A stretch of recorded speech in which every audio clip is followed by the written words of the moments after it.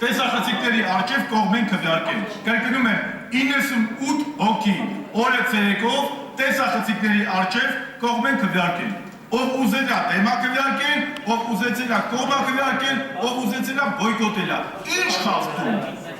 Այս ինչ խաղար է, ես չեմ հասկանում։ 98 կողմ ա եղել։ Տիկին Բիշան, իսկ հիմա համեցեք։ Եղինե Բիշանի խոսափողը միացրեք։ Շնորհակալություն պարոն Շահնազարյան ոգևորության համար։ Ես ասեմ դες հարգելի գործընկերներ, տեղի ունեցել այո, ընտրական օրենսգրքի ներողություն, կանոնակարգի խախտում։ Տիկին Նավդալյան, բոլորս գիտենք ուրեմն այդ հոդվածի տեղը եւ կարդացել ենք եւ մեր առաջարկներ, որպեսզի քվեարկությունից առաջ յուրաքանչյուր քաղաքական ուժ իր կողմնորոշման մասին բացաձայներ եւ դա մեր իրավունքն էր եւ պարտավոր ենք բոլոր քաղաքական ուժերին տալ հնարավորություն իրենց ուրեմն տեսակետի մոտեցման մասին ասելու։ Դրա համար, քանի որ մենք չկարողացանք արտահայտել այնինչ ուզում ենք, մենք ուղղակի չմասնակցեցինք, բայց ազգային ժողովի մակարդակով նման պարտադրանքով անցկացնել ընտրական օրենսգիրքը, սա նշանակում է, որ ունենալու է շատ ծանր հետևանքներ։ Այստեղ ստրկական միջավայր չէ, այստեղ գոյություն ունեն տարբեր քաղաքական ուժեր, եւ դուք պարտավոր եք լսելու, ձայն տալու եւ հետո քվեարկություն կազմակերպելու, որևէ մեկը դրան դեպ չէ։ Սիրելի Տիկին Բիշարյան,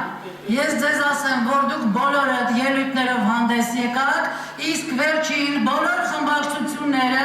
ներկայացրել են իրենց կարծիքները։ Եթե դուք վարման կարգի մասին կետը շատ լավ կարդացել եք, ինչպես ասում եք, ապա վարման կարգի մասին կետը բոլորովին նրա համար չի, որ դուք ձեր կարծիքը հայտնեք քվեարկության մասին։ Դրա համար կա ձեր ֆրակցիայի ելույթը։ Վարման կարգի համար դուք կարող եք խոսել, եթե ձեր անունը տված է, եթե կա ինչ-որ խնդիր, վարման կարգի վերաբերյալ առաջարկ, ձեր քվեարկության մասին, ձեր կարծիքը արտահայտելու համար կա ձեր ֆրակցիայի ելույթը եւ վարման կարգը դրա հետ ոչ մի կապ չունի։ Պետք չի ոչ մեզ նոր բաներ սովորացնել, ոչ էլ նոր խախտումներ մատնացույց անել։ Այստեղ շատ նորմալ կերպով կանոնակարգը պահպանվել է։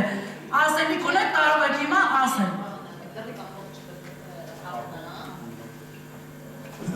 Ասում ասեք։ Շնորհակալություն։ Հարգելի Տիկին Նավդալյան, այո, ելնելով կանոնակարգ օրենքից, մենք լսելով հիմնական զեկուցողին եւ որոշակի հարցեր, որոնք արկախված մնացին մեզ համար, քվեարկությունը կազմակերպելուց առաջ խմբակցության որոշումը կայացնելու համար, մենք ուստի եւ ուզում ենք, որպեսզի հնչեցնենք մեր այդ տեսակետն ու մոտեցումը, որը շատ ավելի կառուցողական էր, քան ի տարբերություն որոշ անձնական դաշտում պատերազմ հայտարարվածների,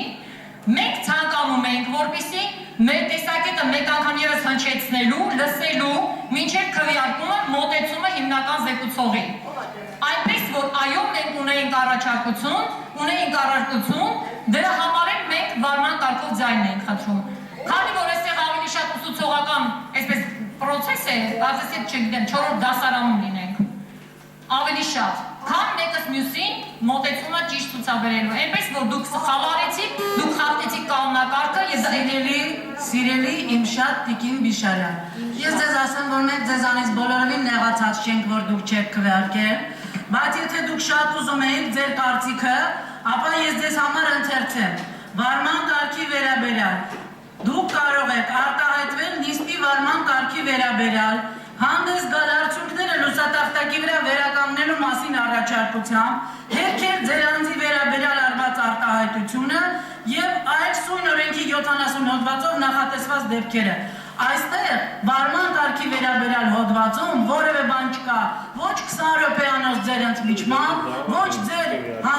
ֆրակցիայի համար եւս մեկ անգամ կարծիքները համատեղել, իմի բերել եւ նոր հանդես գալու հնարավորությամբ։ Սրա համար վարման կարգը չի, սրա համար ուրիշ ռեժիմ կա եւ 4-րդ, 5-րդ եւ այլ դասարանցիների համար պատրաստեմ եւս մեկ անգամ սա ընթերցելու, բայց դուք դա ինքներդ էլ կարող եք։ Ուրիշ Համեցեք Հովհաննես Մարգարիտ։